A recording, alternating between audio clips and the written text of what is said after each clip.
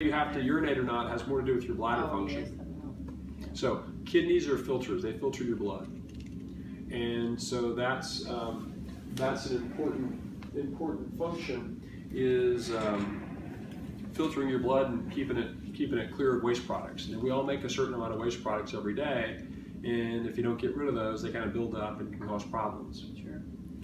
So that includes water or acid and base things and all sorts of stuff that we eat and just sort of normal body processes. In general, your left kidney looks fine and your right kidney looks okay, except that it's got some dilation in the plumbing. I don't have anything in here about what your kidney function is. Do you know? Has it been okay? Did anybody tell you that it was bad? Well, she just hasn't been able to.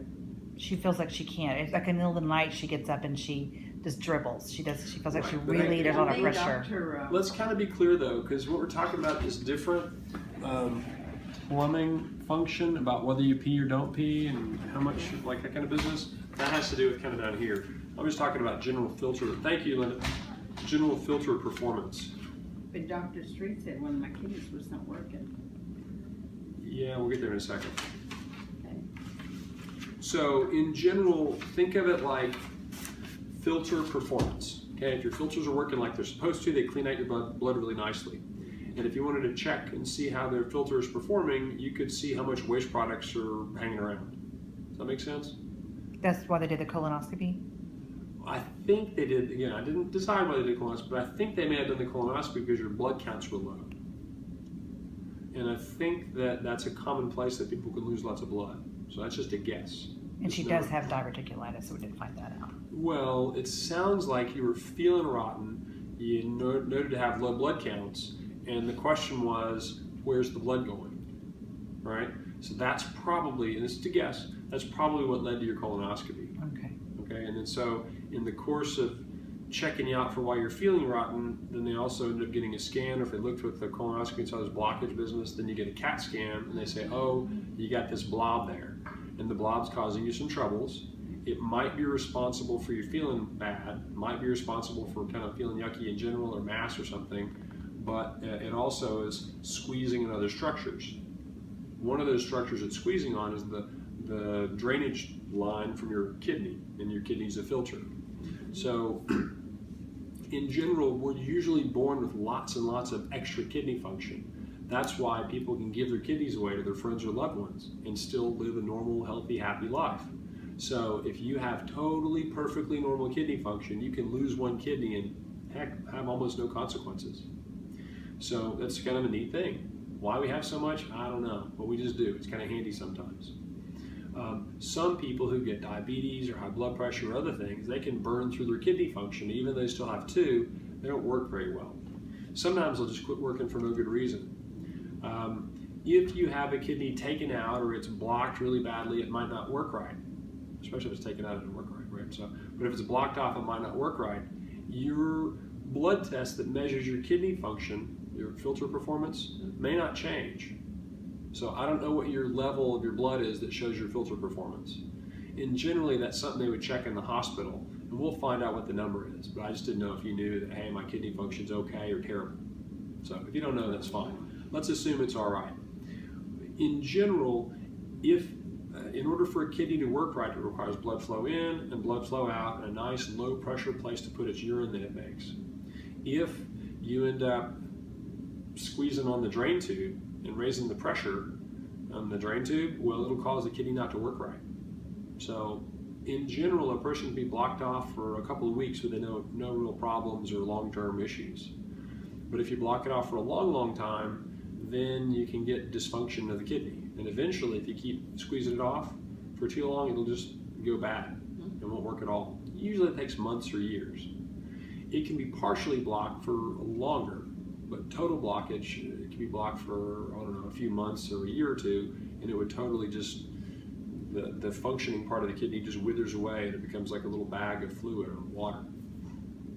Your kidney looks pretty good. I mean, the meat of it looks pretty good. Well, you know, Dr. Street had told me that I'd probably have to have a stent put in. We're getting there. Okay, I'm sorry. That's okay. So I wanted to set up for you, number one, why it is that you're here. Number two, kind of how the kidneys work and why it's important at all. Mm-hmm. in general, number 3, some people would ask, hey, my kidney's been blocked off, is there going to be any permanent damage? The answer is maybe, but one of the ways we can judge how long the kidney's been blocked, because we don't know how long it's been blocked, we just know that right now it's not working super, it's working okay.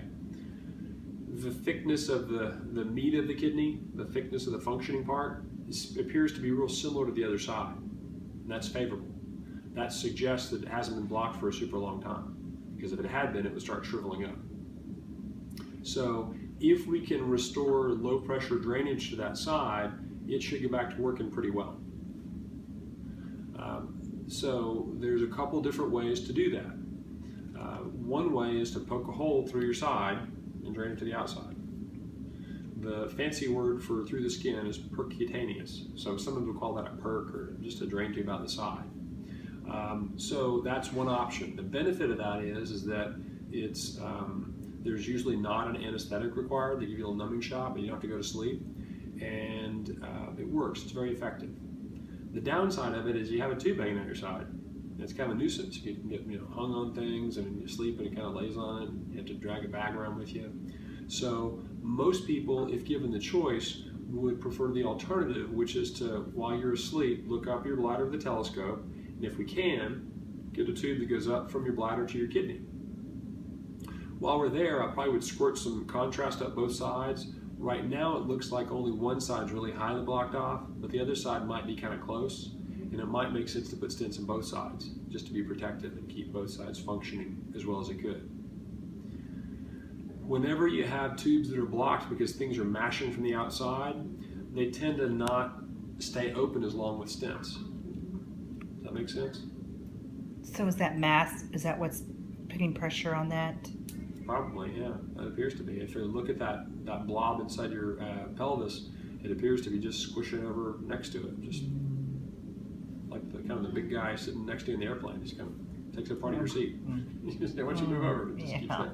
So that's the whole thing. So in general, a stent is likely to help you. Stents work. Heart stents are different than urinary stents. So heart stents are like Chinese finger traps. You've seen those little kind of mesh things, like a long mesh tube. And it's either if it's long and skinny or if it's kind of short and fat. Okay? Those are different than urinary stents. Stent just means straw. So urinary stents are like a long piece of spaghetti with a hole in the middle, little perforations in and out. And urine goes both through it and around it. Turns out that more urine usually goes around a stent than through it. And if you have let's say you have a ureter tube like this, and you can look in there, and then there's a rock in there, like from a kidney stone, and you put a stent in, well, you're going to get a little gap on either side. You can get some urine beside it as well as through the middle of it. If you have an hourglass, imagine a real tight hourglass, you're getting squeezed tight, and you put it in there, well, there's not a lot of extra space around the outside, so most of what you're counting on is going through it. So it turns out that ureter tubes that are closed down because of being squeezed from the outside generally don't do as well with stents as ones that have other reasons. So it's possible that if we put a stent in you, it might work great for several months or sometimes 6 months or even a year if you had to have it that long. But many times people who have stuff squeezing from the outside, they'll fail a lot sooner. If it fails pretty quickly, we might want to choose the other one because we don't want to keep running back to the operating room, changing it every 3 months, 6 weeks, or 4 weeks. Which is the side? We might want to change the alternative of that one, yeah, that perc tube.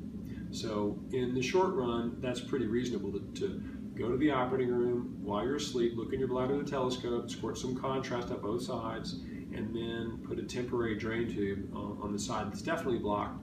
If there's any question of the other side, maybe put one on that side too. Okay? So in general, a stent is about a long. Just depends on how long you are, and it curls in the top and curls in the bottom about the size of a nickel.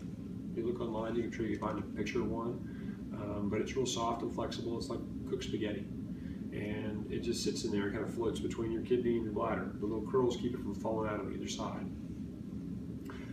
In general, stents are a little bit irritating for most folks.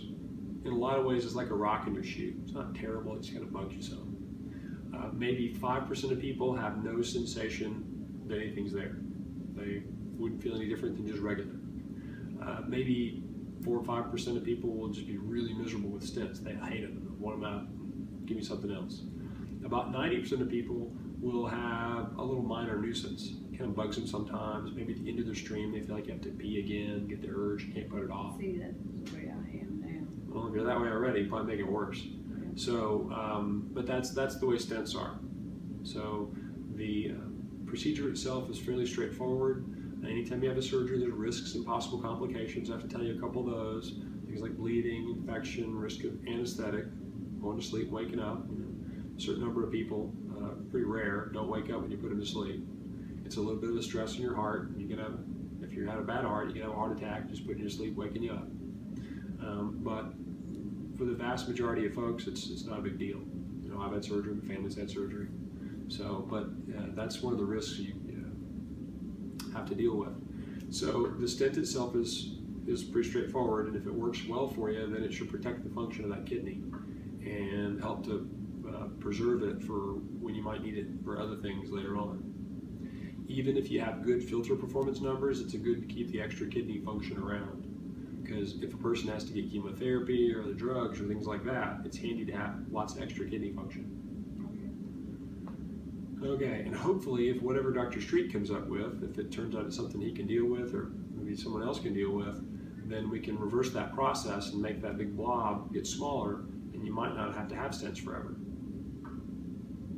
All right, so that's the deal with stents, what they are. Now the final thing is, sometimes when people talk about kidney function and they have swelling in their legs, sometimes they'll kind of put 2 and 2 together and think, hey, my kidney's not working, that's why my legs are swelling. I don't think that's the case. More likely, it's the same process that squeezing on the tube to your kidney is squeezing on the tubes that are coming from your legs. And that's generating a little bit of extra resistance and generating some swelling down there. So we'll have to wait and see what the right answer is, but I wouldn't plan on the swelling in your legs getting lots better after a stent that goes in, because your other kidney seems to be working fine. Does that make sense? And I have to assume that your kidney function is pretty good, or they wouldn't be giving you contrast, because that stuff that makes your kidney show up, yeah, you can see that contrast is in there. So before you get contrast, your kidney function gets checked, and if it's not very good, you don't get contrast. So I can assume, based on the fact that there's contrast there, that your kidney function was pretty good then. You mean to tell me that my legs will always be like this? Well, I'm a plumber. I'm just telling you about your plumbing, that your kidney has issues. It's a fairly straightforward issue, and I'm happy to help you out. But I don't think that issue is leading to this issue. So your leg swelling is not necessarily related to the blockage in your ureter tube.